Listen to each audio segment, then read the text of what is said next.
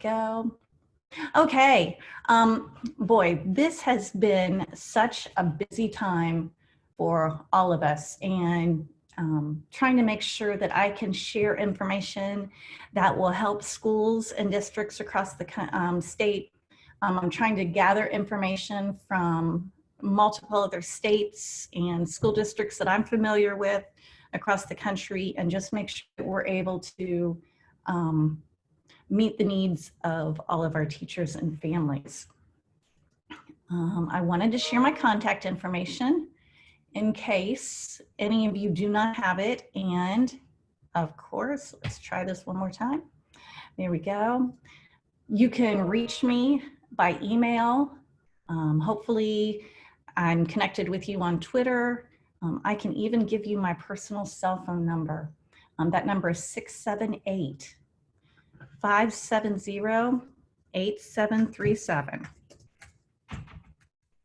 And I will respond to texts, phone calls, anything that I can do to help you and your districts get through this time. And if you have the ability, many of you are familiar with Zoom. If not, I'm sure you're going to become very familiar with that over the next few weeks. I would love to see who all we have joined in our text box or chat box. So if you would be able to share the information of your school, your name, your position, anything that would help us connect better, I would love to have you just introduce yourselves in the chat box.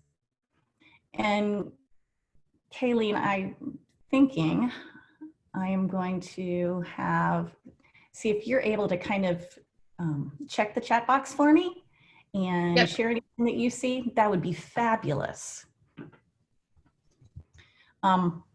If you're anything like me, this has been just an overwhelming experience. It's really nice to know, though, that we have so many people going through it at the same time. I know we all are feeling such a burden right now, trying to make sure that everyone has what they need and they're taken care of. And I just want us to always remember we're all in this together. Hopefully, by being able to connect and meet, it will help us take some of that frustration and stress and turn it into a calm feeling that we know that we have many people to turn to and talk through some of these solutions and share ideas. So my reason for connecting with all of you today is to try to connect with others, connect you together. Maybe you're going to find somebody in a neighboring school district that you hadn't known before. Maybe you can find people with a school district that's about your size and compare the situations. I want to be able to communicate and brainstorm with y'all and just share resources. I'm sure that you are probably being inundated in your email by companies and all kinds of people that are trying to share resources. And that's probably what has been the most overwhelming to me, and is probably overwhelming to teachers too, as they're seeing all of these tools and resources being shared on Facebook and through email, and trying to be able to wean it down to what is the best for their situation. And not learn a ton of new things, because at this time, we could prepare for the fall and learn new tools, but now we have to kind of stick with what we know, what we're familiar with, and make it work for both teachers and students. One of the other things that we're really trying to share through the State Department of Education is you've got to make sure you're taking care of yourself. Connect with others, friends, family, make sure you have time to unwind. Yesterday was frustrating because it was so rainy. Other than that, I've run about 30 miles in the past week, and that has been my stress relief. Make sure you're taking breaks. And I know that as long as I am constantly watching the news, my stress level goes up. Find a kid that will tell us one of their silly dad jokes or something and just make us laugh. And make sure you're taking care of yourself. Get lots of sleep, eat healthy, I know we're all probably gaining a lot of weight because we have all of this extra food and we're stress eating, or, you know, we will all get through this.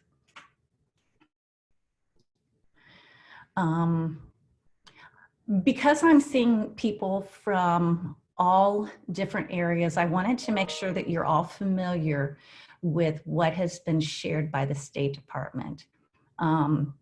All facets of the Department of Education have come together and created district guidelines. And there's district guidelines on child nutrition, ELL, just about every facet that you can think of. And superintendents have received this information, but if you're curious and want to know what information they have been given, I will share the link to this, and you can see that learning resources is linked right there. Everything from curriculum and instruction by grade band, by content area. Lots of information has been shared and given. So basically, the State Department is providing guidance. We do not have any specific mandates other than the fact that we hope that schools are continuing to educate students as of April 6th. It can be done in any manner that is possible, and now my internet connection is slightly unstable, so hopefully we won't lose that. We are not mandating tools that can or cannot be used. I know people have asked me, somebody has said, we've heard that the State Department says that you cannot use Zoom to communicate with students, and that is not the case.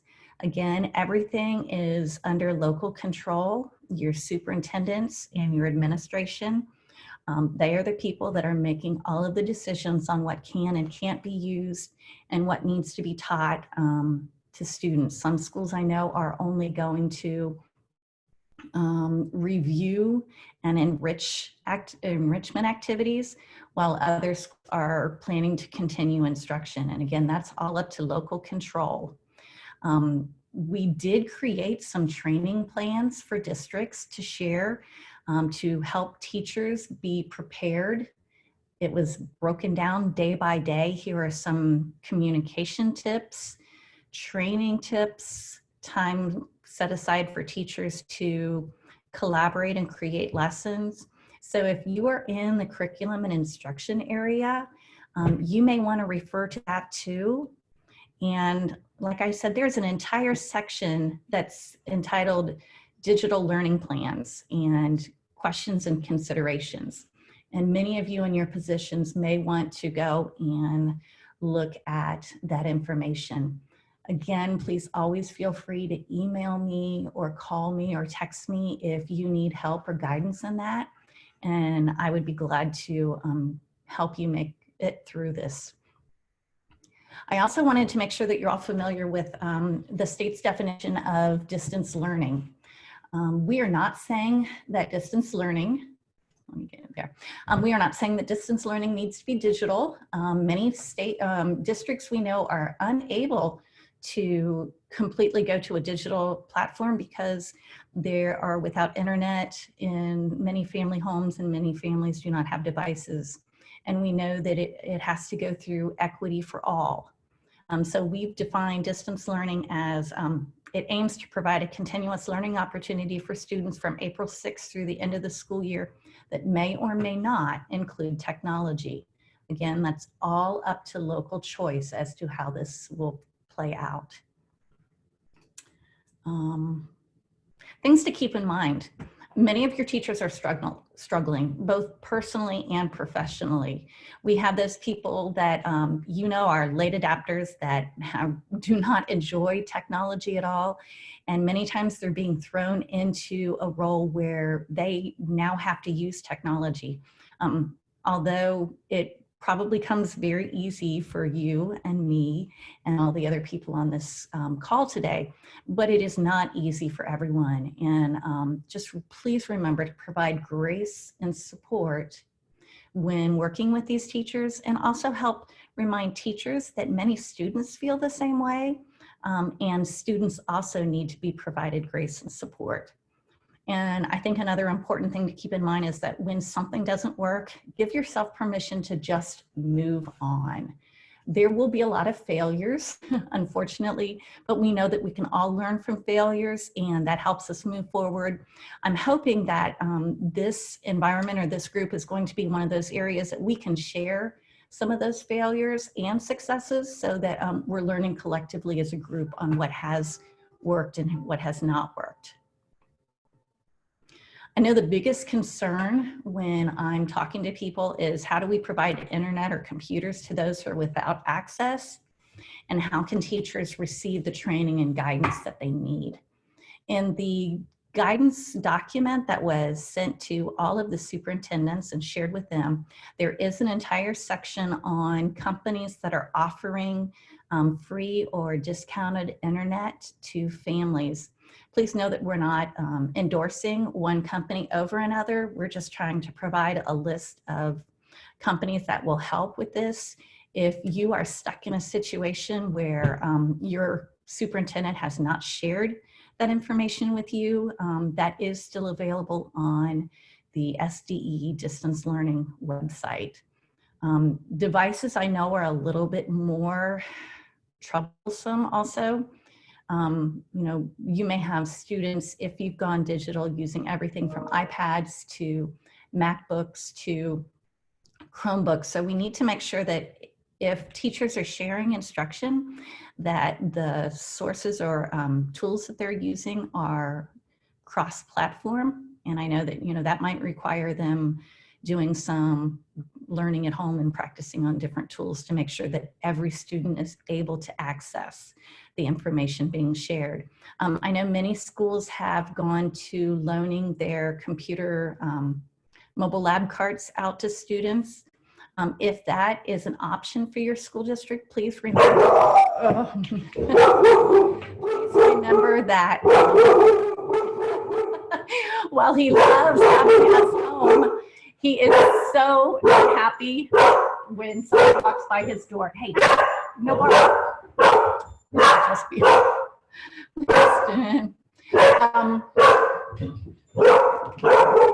there is somebody else in this house. Oh, there we go. My husband to the rescue.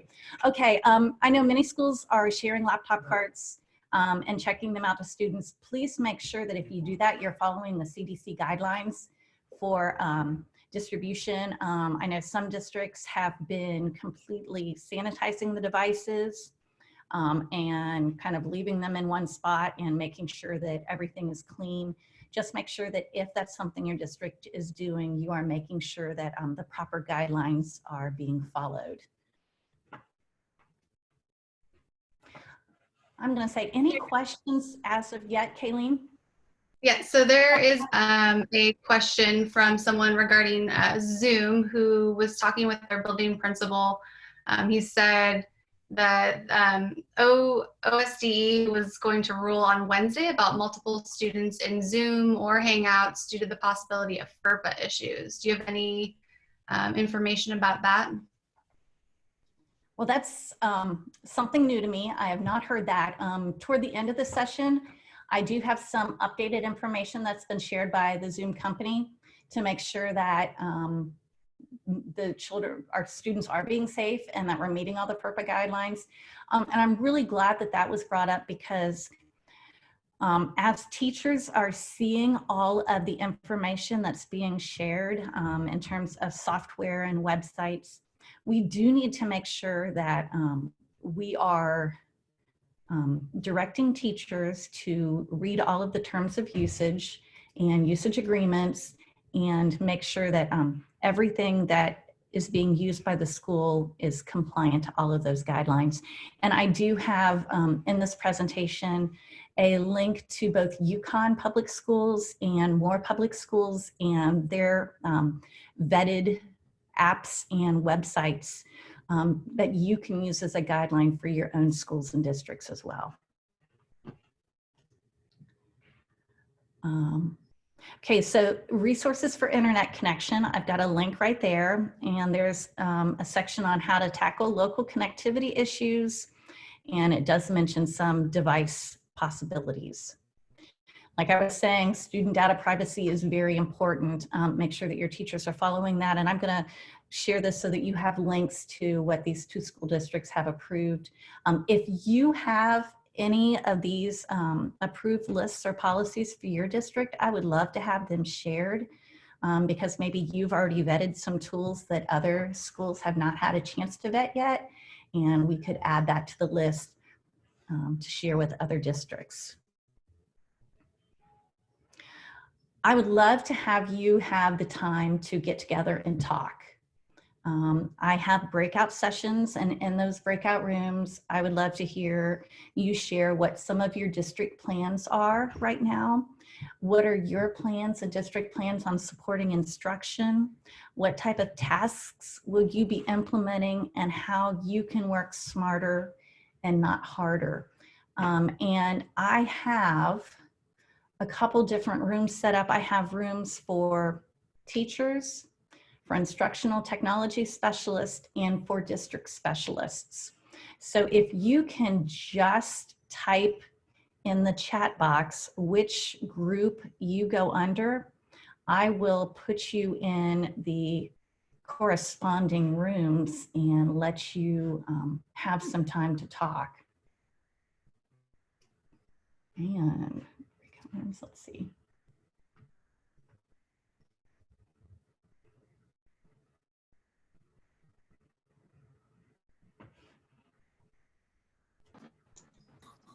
I'm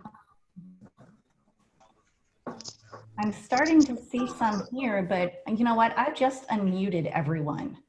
I think that we've got a small enough group that maybe it's better that we just kind of chat as a group and share information, because I'm seeing a lot of instructional technology coaches. What are some of your district plans? How are you moving forward? And if you are not speaking, if you could just please make sure that your microphone is muted, that would be fabulous.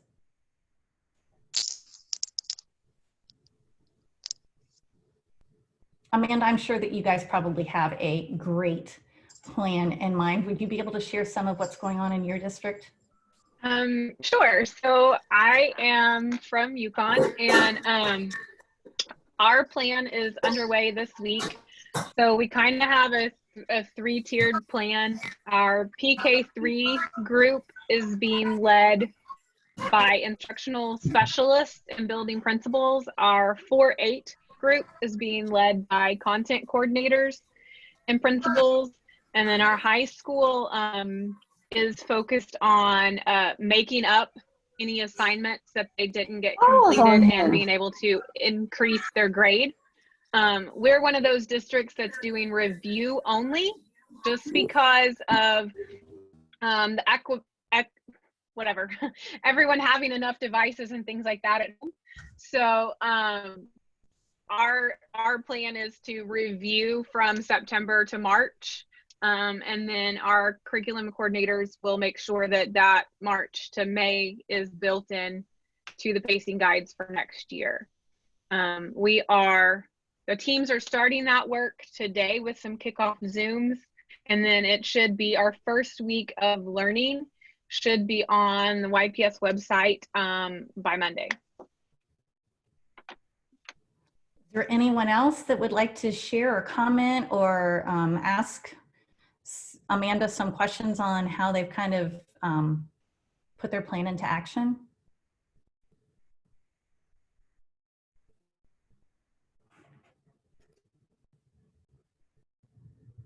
I have a question. So how are your teachers responding so far? The teachers we have kind of had to rein them back, because with all of our different buildings, it's important that we're getting some equity among the buildings.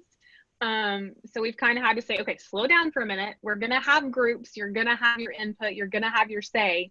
But let's come together and do this as Team Yukon versus each of our individual schools. So I've heard lots of different ideas out there that aren't just here's a digital worksheet. So that's good. I like hearing that from them.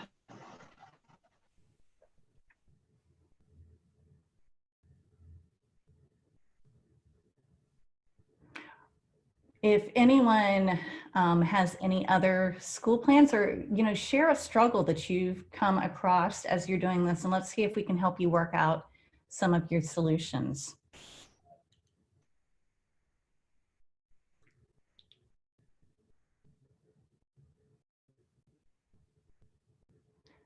Wow, y'all are awesome. I know that there were so many people that this meeting could encompass.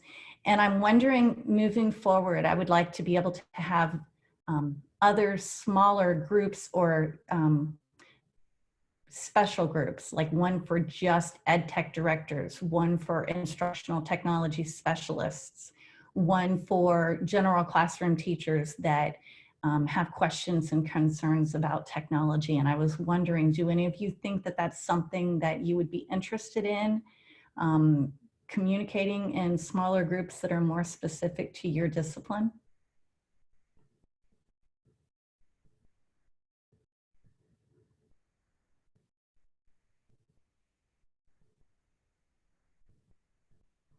I'll say for me, so I know I'm talking a lot. I'm Dr. Callie Ann Newman. I'm at Oklahoma State University.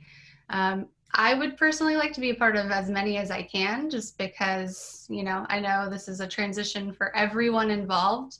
And I'm so grateful for and proud of the instructional technology coaches around the state, because you guys are really leading the charge and really, helping try to make this as smooth as you can. So however I can be helpful, and I know Dr. Orsino's here from OSU and Dr. Cullen from OU, let us know. We're here. This is our job. We want to help. So I'll unmute and add in too. I know that people that, especially the undergraduates that we produce, if I want to say it that way, that they have, that this is a new normal. And so it also helps us to be able to better prepare our students to be of help to you when they graduate. And so, like we were talking yesterday about changing some of our assignments to be how you could convert a lesson plan to online learning, because this may be going on for a while and we need to help you have qualified people to work with. And so hearing what you're doing is really helpful to us to better prepare our students to be your employees.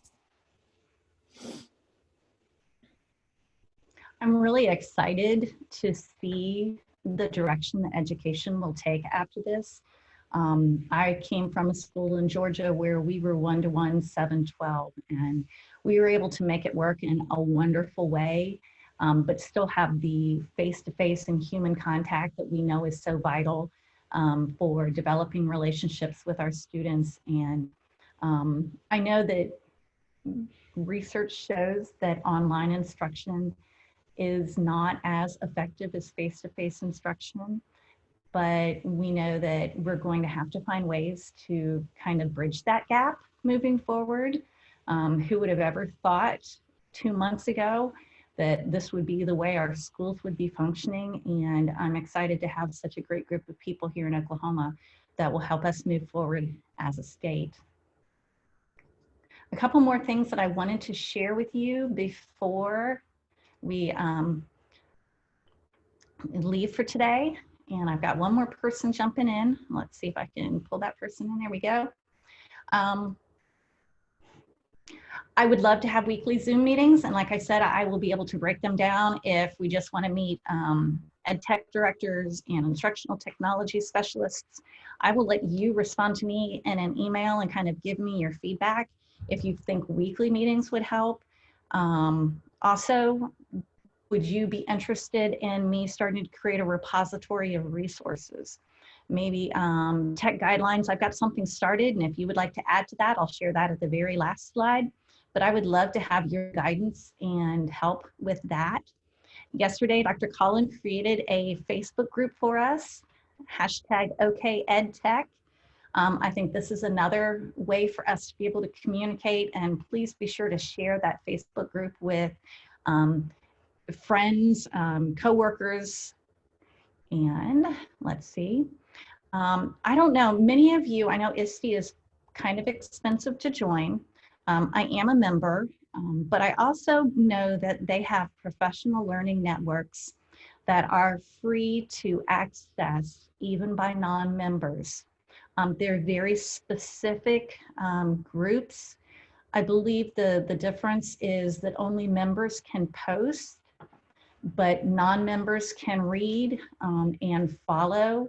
And that may be a great resource for you and some of the teachers in your districts.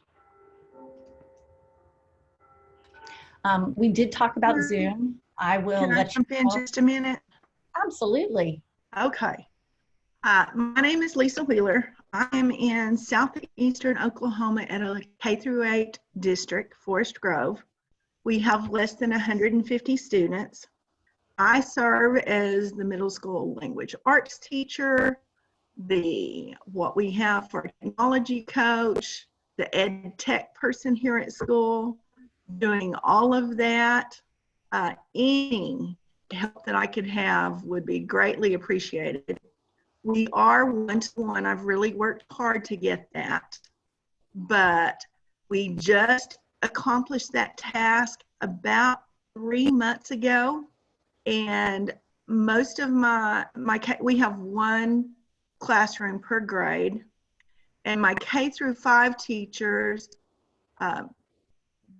don't utilize the Chromebooks other than go to a website and do this. Middle school, we do. I've used Google Classroom for 2 years now, and pretty much delivering all of my resources, a lot of instruction when students are absent. I have videos up so that they can do. I think my biggest struggle right now is with all of the resources available to us, making sure that they are FERPA and COPPA compliant, and getting that across to my teachers that we just really don't want to be grabbing anything and everything and going, because we could put our students obviously at risk. First of all, congratulations with the fact that you are one-to-one. That is much better than many districts can say right now. I really think some resources that might help you, again, is some of the links here in the student data privacy slide, because like I said, I know Amanda from UConn and June Kim from Moore, their people have gone through and vetted a lot of this, and that can provide you with some guidance and information there. And then I was going to say, as we go through Zoom, if I hear anything about the state not allowing the use of Zoom, I will definitely let you know. But as of now, this is some of the information Zoom has sent out regarding securing virtual classrooms and safety. And there are other tips right here that you may find useful. But Alicia, I think that some of these may be helpful as well. I have created, first of all, a student guideline for video conferencing that you could share with students and their parents so that they know some of the expectations, behavioral expectations during video conferences. And then I've also created, this is very slim right now because I know some things are being shared, but I did create some tutorials and guides for some digital tools such as Zoom, Google Classroom, Flipgrid.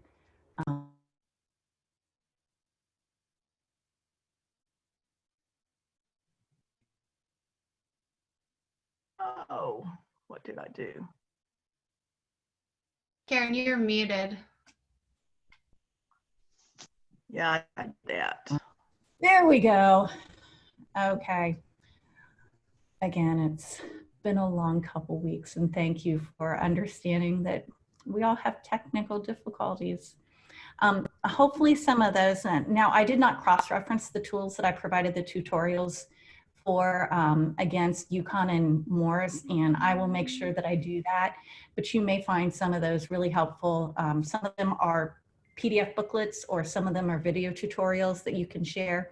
I was also provided these 3 webinar links that are coming up soon that may help either you or your teachers across the district just make the switch to virtual instruction, and how you can help parents, because my heart goes out. My girls are in high school and college now, and they are very independent, but I know that we have so many parents that are trying to work from home or are finding caregivers for their children, and it's very difficult for them to be able to help their children with the lessons, and even teachers that are teaching at home that also have children that need help. So anything that we can do to provide guidance and support for all of the entities and stakeholders would be great. Anyone have anything else that you would like to share?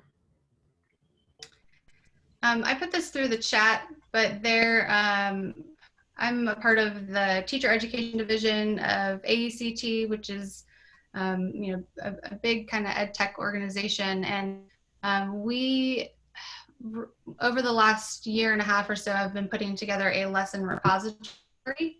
It is not anywhere near as full as we would love for it to be. If you have any resources, or if your teachers have any resources to share, please share them, encourage them to share them. Right now, there's only two the kind of online learning resources or online teaching resources in there. But it's kind of all submitted through Google. Anyone who submits gets a certificate of appreciation once they submit. So, we would love for that to be populated and for people to be using it, especially right now. So I'll put that in the Facebook group as well. Thank you so much for sharing that. I'm going to make sure that I put the chat in the Facebook group, and probably tomorrow I will put a link to this video in the Facebook group, as well as add it onto my distribution list. I'm really thankful each of you attended. I'm going to stay on and see if I can answer individual questions. Like I said, please do not, I'll also put a link to the slide deck in Facebook so that you can access that. Like I said, please feel free to reach me in any way you can. I will be here, will help. And I'm thankful for each one of you, and we'll just do this together. So thank you very much for attending, and have a good day.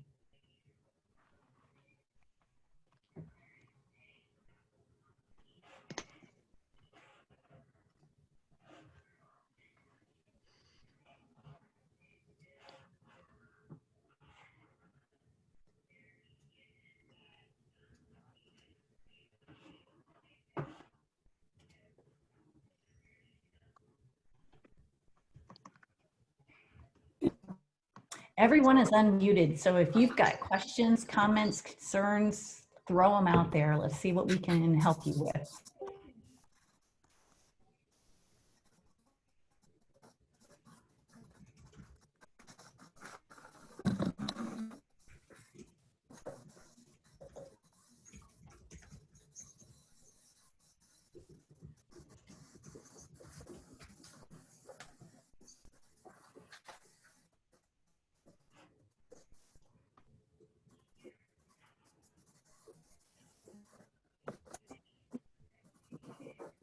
Karen, I was just going to say, let us know however we can assist you guys. I know you guys are swamped right now.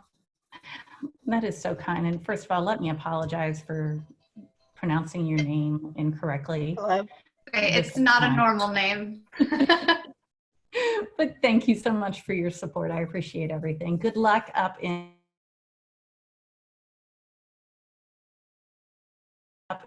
bye.